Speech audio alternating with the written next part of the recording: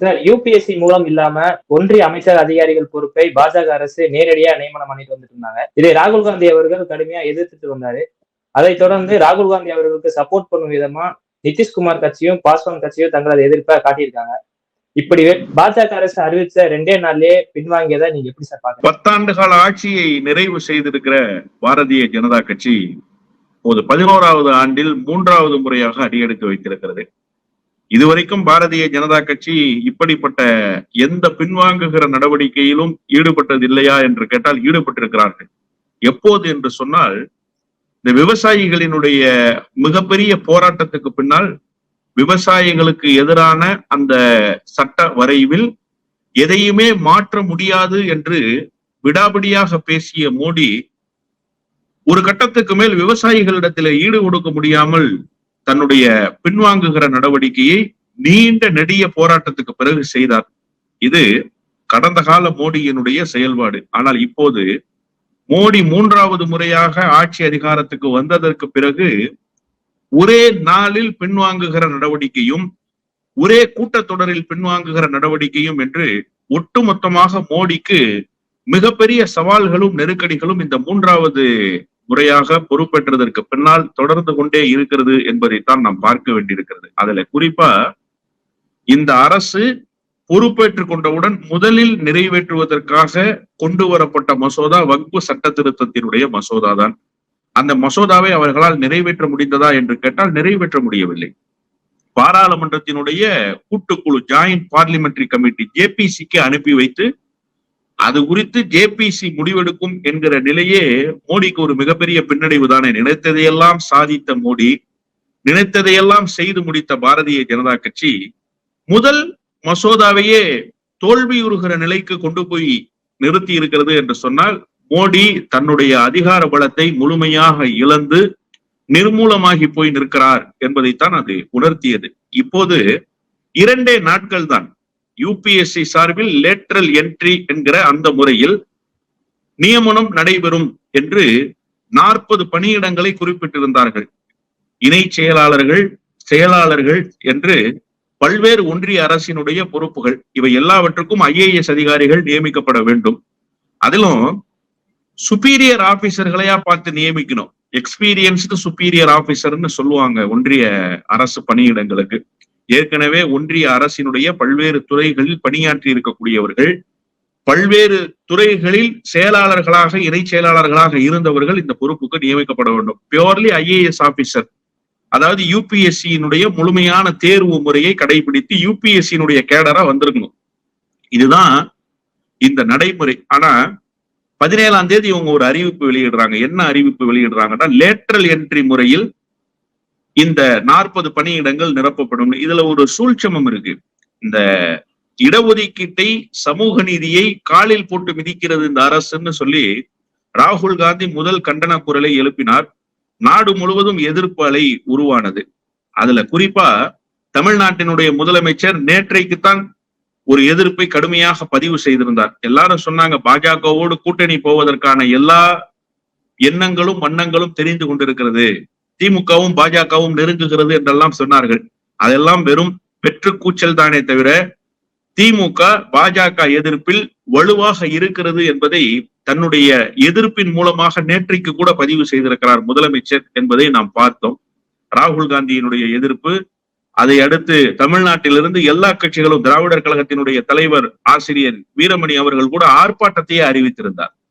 இன்றைக்கு காலையிலே வந்திருக்கிற தகவல் பின்வாங்குகிற நடவடிக்கை. அதாவது ஒன்றிய அமைச்சராக இருக்கிற ஜிதேந்திர சிங் ஒரு கடிதத்தை எழுதியிருக்கிறார். அந்த கடிதத்தை தன்னுடைய எக்ஸ் தளத்திலும் பதிவிட்டிருக்கிறார். யாருக்கு அந்த கடிதத்தை அவர் எழுதுறாருன்னா, யுபிஎஸ்சியினுடைய தலைவராக இருக்கக்கூடிய திருமதி பிரீத்தி சுடன் அவர்களுக்கு அந்த கடிதத்தை எழுதுகிறார். அந்த கடிதத்துல என்ன குறிப்பிடுறாருன்னா, நாங்க ஒன்னும் இத செயல்படுத்தணும்னு நினைக்கல, நாங்க சமூக நீதியின் பக்கம் இருந்து இந்த பிரச்சனையை அணுக வேண்டும் என்றுதான் நினைக்கிறோம். ஆனா வீரப்ப மொய்லி கமிட்டியே இதை அனுமதிச்சிருக்கு. 2004 இருந்து பின்தொடர்கிற முறைதான். இத 2014 நாங்க திட்டக்குழுவுக்கு முன்னாடி வச்சு திட்டக்குழுவும் இதற்கு ஒப்புதல் அளித்தது என்று சொல்கிறார். அதுல ஒரு முரண்பாடு இருக்கு. திட்டக்குழு ஒப்புதல் அளித்தது என்று சொன்னால் நீங்க திட்டக்குழுவை ஏத்துக்கிட்டு இருக்கிறீங்களா? நீங்க தான் திட்டக்குழுவையே கலைச்சிட்டீங்களே. நீங்க திட்டக்குழுவை கலைச்சிட்டுனா நிதி ஆயோக் கொண்டு வந்துட்டீங்களே, அப்ப திட்டக்குழு ஏற்றுக்கொண்டதை நீங்கள் எப்படி ஏற்றுக்கொண்டீர்கள்? உங்களுக்கு தேவையானதை மட்டும் நீங்க ஏற்றுக்குவீங்க, அதை ஒப்புதல் அளித்த திட்டக்குழுவை நீங்கள் நிராகரிப்பீர்கள் என்று சொன்னால் அது எந்த வகையில் நியாயம் என்கிற கேள்வி இருக்கு. இன்னொன்று, திட்டக்குழு ஏற்றுக்கொண்டதா என்கிற கேள்வியும் இருக்கு. திட்டக்குழு என்ன சொல்றாங்கன்னா, லேட்ரல் என்ட்ரி முறையில் வருகிற IAS அதிகாரிகள், நல்லா கவனிச்சு நீங்க பார்க்கணும், IAS அதிகாரி IAS கேடர் ரேங்க்ல இருப்பாங்க சார், அவங்கள லேட்ரல் என்ட்ரி முறையில படிநிலைகளை தாண்டாம ஒரு அதிகாரியை ஒன்றிய அரசினுடைய இன்ன பிற துறைகளுக்கு நியமித்துக் கொள்ளலாம் என்பதற்குத்தான் ஒப்புதல். ஆனா நீங்க IAS இல்லாத அதிகாரிகளை கூட லேட்டரல் என்ட்ரி முறையில கொண்டு வரலாம். அந்த அறிக்கையில என்ன தெரியுமா கொடுத்திருந்தாங்க? UPSC 17ஆம் தேதி ஆகஸ்ட் 17 கொடுத்த அறிக்கையில ரெக்ரூட்மெண்ட்டுக்கு அறிவிப்பு வெளியாகுது. அதாவது பணி நியமனங்களுக்கு தேர்வுக்கு யார் யாரெல்லாம் விண்ணப்பிக்கலாம், யார் யாருடைய விண்ணப்பங்கள் எல்லாம் வரவேற்கப்படுகிறதுன்னு ஒரு அறிவிப்பு வெளியாகுது. அந்த அறிவிப்புல என்ன சொல்றாங்கன்னு கேட்டா, பல்வேறு பொதுத்துறை நிறுவனங்களில் உயர் பொறுப்புகளில் இருந்தவர், த மேனேஜிங் டைரக்டர் அல்லது CEO போன்ற உயர் பொறுப்புகளில் இருந்தவர்கள் விண்ணப்பிக்கலாம். இன்னொரு செய்தி, வங்கிகளில், அதாவது தனியார் வங்கிகள்ல இருந்தவர்கள், லாஜிஸ்டிக்ஸ் போன்ற தனியார் துறைகளில் பல்வேறு உயர் பொறுப்புகளில் இருந்தவர்கள் அதற்கு விண்ணப்பிக்கலாம். இவங்கெல்லாம் IAS அதிகாரிகளா? திட்டக்குழு இதற்குத்தான் ஒப்புதல் அளித்ததா? இதைத்தான் நீங்கள் திட்டக்குழுவினுடைய பெயரை சொல்லி ஏமாற்றி கொண்டிருக்கிறீர்கள். ஒன்று. இப்போ திடீரென பின்வாங்குகிற நடவடிக்கைக்கு இவர்கள் சேர்ந்திருக்கிறார்கள். என்ன பின்வாங்குகிற நடவடிக்கை? 17ஆம் தேதி அறிவிப்பு, 18ஆம் தேதி இந்த செய்தி எல்லா நாளிதழ்களிலும் வந்தது, பேசுபொருளானது.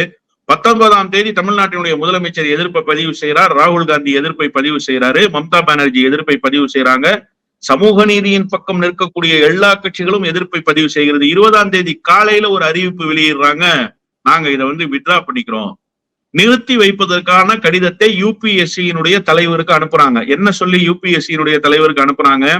இது வீரப்ப மொய்லி கமிட்டியே இதை பரிந்துரைச்சிச்சு, நாங்க அப்போதிலிருந்து இதை செய்யறோம், இப்போ ஒன்னும் புதிதா செயல்படுத்தல, இப்ப இந்த சமூக நீதிக்கும் இடஒதுக்கீட்டுக்கும் ஆபத்து வருவதாக கருதுகிறோம், எனவே இதை நாங்க நிறுத்தி வைக்கிறோம். ஏன் இதற்கு முன்னாடி அந்த உத்தரவு போடும்போது உங்களுக்கு அது தெரியலையா? ராகுல் காந்தி எதிர்த்து குரல் கொடுத்ததற்கு பின்புதான் உங்களுக்கு தெரிந்ததா? ராகுல் இதற்கு எதிரான கடுமையான எதிர் விளைவுகளை நீங்கள் சந்திக்க நேரிடும்னு எச்சரிக்கை செய்ததற்கு பிறகுதான் உங்களுக்கு இது நினைவுக்கு வந்ததா? அதுக்கு முன்னாடி உங்களுக்கு இடஒதுக்கீட்டு முறை நினைவுக்கு வரலையா? இதுல ரொம்ப சூழ்ச்சமமா, இடஒதுக்கீட்டு முறைக்கு எதிராக இந்த நியமனங்கள் நடந்தா உச்சநீதிமன்றத்திலோ அல்லது நீதிமன்றங்களிலோ ஏறி இதை உடைக்க முடியும் என்கிற காரணத்தால் இவர்கள் ஒரு விதியை கொண்டு வந்தாங்க. விதின்னு சொல்றதை விட சட்டத்தில் இருக்கக்கூடிய சில வாய்ப்புகளை அவங்க பயன்படுத்தினாங்க. என்னன்னு கேட்டீங்கன்னா, 4 இடங்களுக்கு மேல் அல்லது 3 இடங்களுக்கு மேல், 3rd phase இல்லைன்னா 4th phase, இதுல இருந்து நீங்க பணியிடங்களை துவங்குகிற போது இடஒதுக்கீட்டுக்கு முழுமையான பங்களிப்பை நீங்கள் கொடுத்தாக வேண்டும். 4 பேர் நியமனம்னு வச்சுக்கோங்க, IAS அதிகாரி, அதுல நீங்க இடஒதுக்கீட்டு முறையை பின்பற்றணும். இடஒதுக்கீட்டு முறையை பின்பற்றணும்னா எப்படி நீங்க பின்பற்றுவீங்க? SC/ST இடஒதுக்கீட்டு முறையை பின்பற்றணும், OBCக்கு இருக்கக்கூடிய இடஒதுக்கீட்டு முறையை பின்பற்றணும், EWS இந்த நவீன ஏழைகள் இருக்கிறாங்கல்ல, எக்கனாமிக்கலி வீக்கர் செக்ஷன், அவங்களுக்கு இருக்கிற இடஒதுக்கீட்டை பின்பற்றணும். அப்ப இந்த 4 பேருக்கு அதிகம் ஆயிட்டாலே நீங்க அதை பின்பற்றணும், 4 பேர் இருந்தாலும் அதை நீங்க பின்பற்றணும். அதனால இவங்க என்ன பண்றாங்கன்னா, ஒவ்வொரு துறை சார்ந்தும் அறிவிப்பை வெளியிடுறாங்க. UPSC அறிவிப்பு அப்படித்தான் இருந்தது.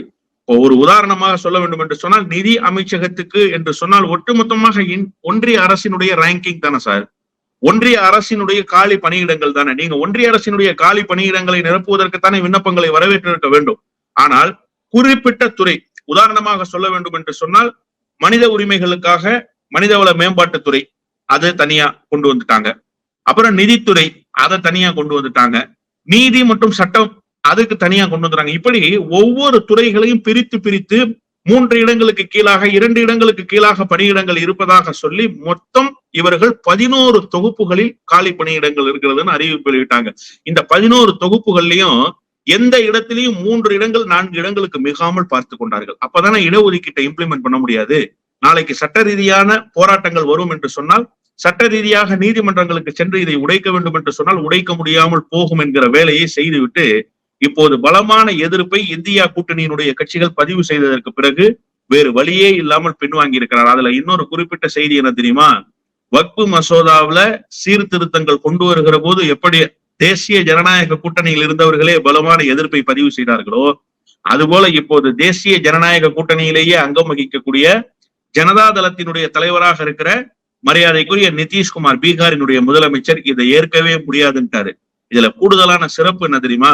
இதுவரைக்கும் பாஜகவினுடைய கைப்பாவையாக இருந்தவர், பாஜகவாலேயே வார்க்கப்பட்டவர் என்று சொல்லப்பட்டவர், பாஜகவால் தான் பீகாரினுடைய அரசியலில் அடையாளம் பெற்றிருக்கிறார் என்று சொல்லப்பட்ட ராம்விலாஸ் பாஸ்வானினுடைய மகன் மரியாதைக்குரிய ஒன்றிய அமைச்சர் சிராக் பாஸ்வானே எதிர்ப்பு தெரிவித்தார். எந்த கட்டத்திலும் இதை ஏற்க முடியாதுன்னு அவருடைய அறிக்கை இன்னைக்கு காலையில் அப்படிதான் சொல்லியிருக்காரு. ஒருபோதும் இந்த இடஒதுக்கீட்டு முறைக்கு எதிராக நடைபெறுகிற இந்த லேட்டரல் என்ட்ரியை நாங்கள் ஏற்க முடியாது என்கிற செய்தியை பதிவு செய்ததற்கு பிறகு கூட்டணி கட்சிகளே தங்களை ஆதரிக்கவில்லை என்கிற நிலையில் இருந்து நெருக்கடி தாழாமல் பின்வாங்கி இருக்கிறார். இதுல இன்னொரு செய்தி, ஒன்றிய அரசு ரொம்ப லாபகமா சொன்னது, லேட்டரல் என்ட்ரி முறையில ஏன் நாங்க கொண்டு வர்றோம்னா, பல்வேறு துறைகளில் நிபுணத்துவம் பெற்றவர்களை கொண்டு வந்து நியமிப்பதன் மூலமாக அரசு இயந்திரத்தை இலகுவாக நடத்துவதற்கு வசதியாக இருக்கும்னு ஒரு செய்தியை சொல்றாங்க இவங்க. அப்ப யூபிஎஸ்சியினுடைய தேர்வு முறை எதுக்கு?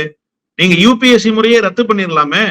யூபிஎஸ்சியினுடைய பணி என்ன சார்? சரியான நபர்களை தேர்ந்தெடுத்து அவர்களை அந்த துறை சார்ந்த அலுவல்களுக்கு பயிற்றுவித்து அவர்களுக்கு அந்த பணியிடங்களை நிரப்புவதற்கு அனுப்பி வைக்க வேண்டும். இதுதானே யூபிஎஸ்சியினுடைய முறை. இன்னொன்று, நீங்க அருண் கோயல்னு ஒரு தேர்தல் ஆணையர் இருந்தாரு. அவர் தேர்தல் நேரத்துல ராஜினாமா பண்ணிட்டு போன காட்சிகள் எல்லாம் பார்த்தோம். அதற்கு பின்னால் மிகப்பெரிய அரசியல் இருந்தது. எதற்காக ராஜினாமா பண்ணாருங்கிற செய்தி எல்லாம் நமக்கு தெரியும். அதை நிறைய பேசி இருக்கிறோம். அது குறித்து இப்ப போக தேவையில்லை. ஆனா அந்த அருண் கோயலே லேட்டரல் என்ட்ரியில வந்தவர் தானே என்ன பெரிய நிர்வாக திறனை காட்டிட்டாரு. தேர்தல் நடத்த வேண்டிய நேரத்துல விட்டுட்டு ஓடி போனாரு தேர்தல் ஆணையர். இவரா அந்த துறையை தூக்கி நிறுத்துவதற்கு வந்தவர். எத்தனையோ ஐஏஎஸ் அதிகாரிகள் தேர்தல் ஆணையர்களாக வந்தவர்கள் தேர்தலை முறையாக நடத்தி இருக்கிறாங்களே. இந்த அருண் கோயல் தேர்தல் நேரத்துல விட்டுட்டு ஓடினாரு. இப்படிப்பட்ட அந்த துறைக்கு பொருந்தாதவர்களை கொண்டு வந்து தருவதுதான் லேட்டரல் என்ட்ரியினுடைய வேலை. இது ஒரு பியூரோக்ரசியவே தவறான முறையில கொண்டு போறதுக்கு வழிவகுத்தணும். அதனாலதான் இதை துவக்க நிலையிலேயே எதிர்க்க வேண்டும்னு சொன்னாங்க. இன்னொன்று, இப்ப செபியினுடைய தலைவர் மேல குற்றச்சாட்டு வந்துச்சு. செபி தலைவர் எந்த அடிப்படையில வந்தாரு? லேட்டரல் என்ட்ரி அடிப்படையில தான் வந்தாரு. செபி எந்த பணியை செய்ய வேண்டுமோ அந்த பணியை செய்ய வேண்டிய அந்த அமைப்புக்கு தலைவராக இருக்கிற பெண்மணி அதானியினுடைய பங்குகளை வாங்கி விற்கிற ஏஜென்ட் வேலையை செய்திருக்கிறாங்க. செல் கம்பெனியை துவங்கி வைத்துக் கொண்டு அந்த செல் கம்பெனி மூலமாக அதானியினுடைய நிறுவனத்தில் இவங்களே டைரக்ட் இன்வெஸ்டரா இருந்தாங்க அப்படிங்கிற ஆதாரங்களை எல்லாம் ஹிடன்பர்க் வெளியிட்டது. இப்ப இதையெல்லாம் நம்ம பார்த்தோமே. இதெல்லாம் எதை உணர்த்துகிறது என்று சொன்னால், லேட்டரல் என்ட்ரி மூலமாக இவர்கள் பணியிடங்களை நிரப்புகிற இந்த சூழல் என்பது முழுக்க முழுக்க இவர்களுக்கு சாதகமானவர்களை கொண்டு வந்து பணியமர்த்துவது தானே தவிர அரசு இயந்திரத்துக்கு எந்த வகையிலும் பயன் தருகிற ஒரு அணுகுமுறையாக இது இல்லை என்பதால் தான் எதிர்க்கப்பட்டது. இப்போது எதிர்ப்பு தாழாமல் பின்வாங்கி இருக்கிறார் மோடி என்றுதான் நான் புரிந்து கொள்கிறேன்.